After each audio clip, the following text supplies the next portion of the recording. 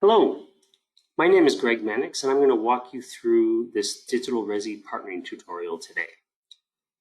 The RESI partnering platform is a really unique platform that gives you a lot of information about the different people attending the conference and the companies they represent. And it really helps you identify which people to reach out to who are a good fit for you. And there are some tricks and tips that I want to share with you today to help you get the most out of the conference.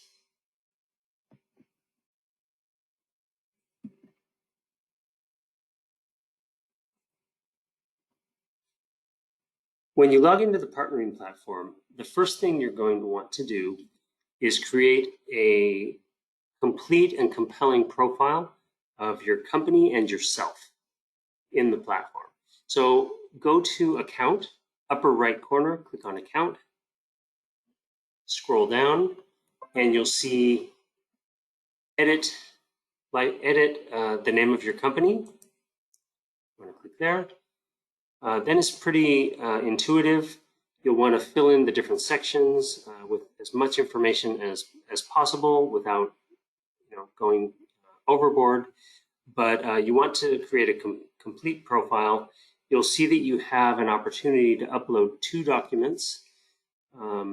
Typically, companies will upload either an executive summary or a 1-page data sheet and a deck. It'll be a non-confidential investor deck, not very long. And you're also able to include your logo, which will show up alongside your company name. Makes it look nice. People will remember you better with your logo there. You can then go to Edit and your name, and you'll be able to edit your own profile here. You can put in some contact information, a short bio, and at the top you're able to add a photo, headshot of yourself, which I think is a nice touch. So once you've created your profile, go ahead and save it, and then click on Schedule. In the Schedule section, you will be able to, first of all, manage the times that your meetings will take place. And you definitely want to block off the times that you don't want to have meetings. Remember that the new digital RESI format is 3 full days of partnering, 24 hours a day, and there are many meeting slots, and they go on day and night. So you'll be able to see the conference time zone at the top here in black.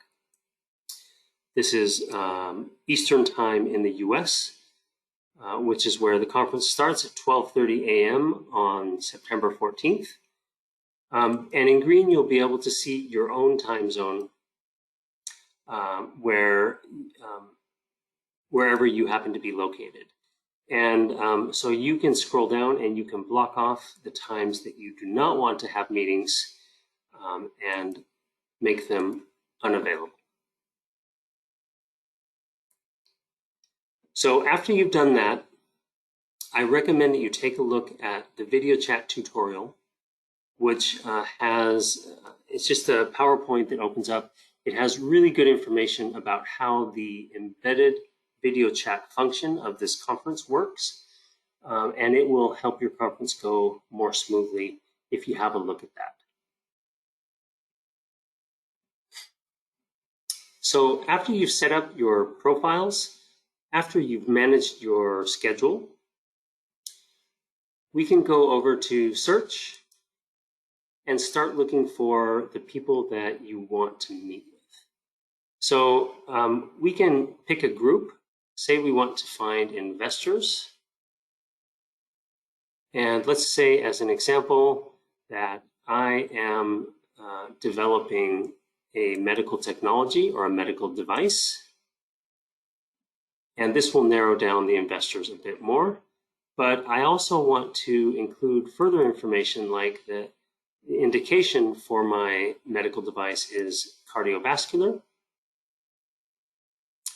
And I can scroll down and I can narrow down the investors even a bit more by saying that my phase of development, my medtech phase of development, is in development. So I'm an early stage company. I see then that I have over 90 potential investors to meet with, and I can start reading through these different profiles of the investors to identify the ones that I want to ask for a meeting with. Now, there's a little arrow next to each investor name, which expands the selection. And this information is uploaded from the LSN investor database, which tracks about 5,000 life science investors around the world. And this information will really help you understand what this investor is interested in and whether this investor is a fit for what you're developing. So in my hypothetical example, I can see that this particular investor has identified cardiovascular devices as one of their interest areas. And I can see the geographical area where this investor will invest, and I can see typical allocation sizes and what round of financing this investor typically participates in. So this is really good information. And let's say that I've determined that this investor is a good fit and I want to request the meeting. You have several options here. You can see who the person is that is attending from this investment firm. You can send a message, or you can book a meeting. I recommend that you send a meeting request using the book a meeting tab. And the reason is if you send a message and the investor is interested in meeting with you, they're not able to accept and schedule a meeting just based on your message. They would have to message you back, and then you would have to send an official meeting request so that they can click accept and go ahead, and the meeting will book automatically. So if you've decided you want to request a meeting with this investor, click directly on book a meeting. It will open a separate dialog box here, and you are able to add a message. On your outbound meeting request message, think about how you're going to represent your company and draw the attention of the investor. I think a common mistake that companies make is not including enough information when they reach out, and they make it very difficult for the investor to determine whether the company is a fit or not. And I think you'll miss out on opportunities if you send too short a message and a message that really isn't complete enough. So think about the information you want to include in that message, make it concise but complete, and once you've finished your message and personalized it as much as you can, click on yes, and the meeting goes off to the investor that you're hoping to meet with. So in this case, the message will go to the investor's email and also to their partnering platform on the conference site. The investor can click confirm, and the meeting will automatically book in your schedule.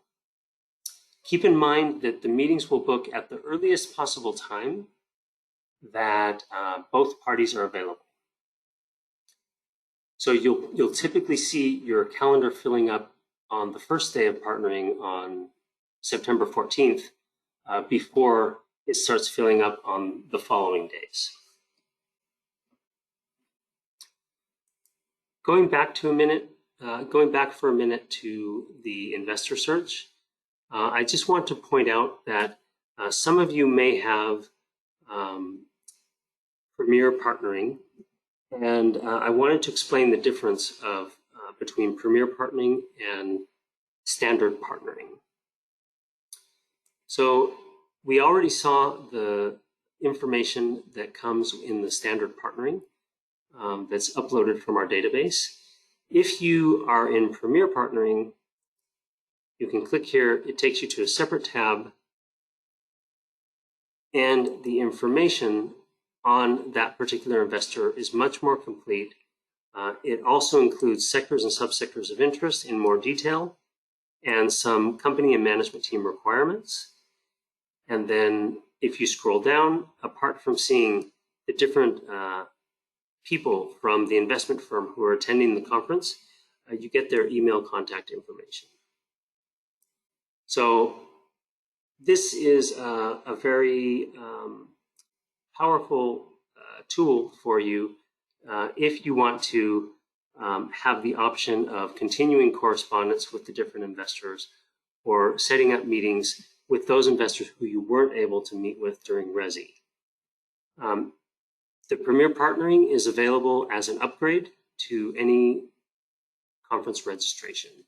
If you have any questions, please get in touch with us, and we're happy to explain how to upgrade to Premier Partnering if you're interested. Finally,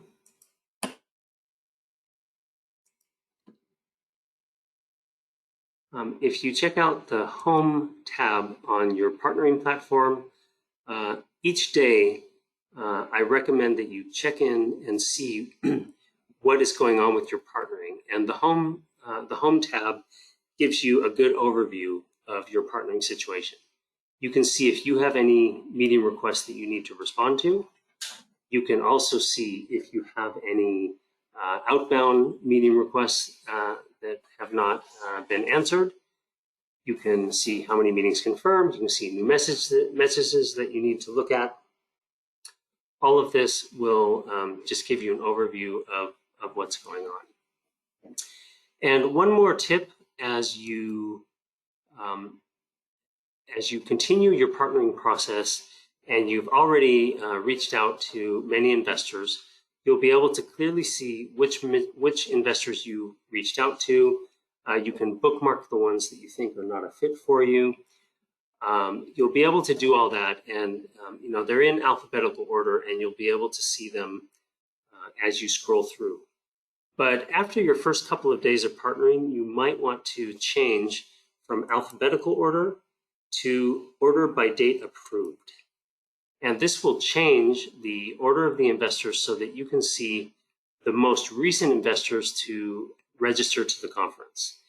And you will be able to easily see investors who might be of interest to you in case you want to reach out and meet with them. So I recommend that you check back frequently. There are investors who are registering every single day for the conference, leading up to the day the conference starts. So just keep that in mind and be sure not to miss any potential investors who are a fit for you. Request as many meetings as possible. That will increase your chances of getting a full schedule of meetings. And also be sure to follow up with those investors who you haven't heard back from. And that will happen. You do need to be diligent and reach out several times leading up to the conference to those investors who you haven't heard back from, and remind them that you're hoping to have that meeting during RESI. Explain why you think they'll be interested in your technology. Each time you send a follow-up message over the next few weeks, I think it's a good idea to include different information. In one follow-up message, you might want to talk about your technology and what makes it unique. On a second follow-up message, you might want to talk about the market that you're addressing and if there's an unmet medical need or particularly compelling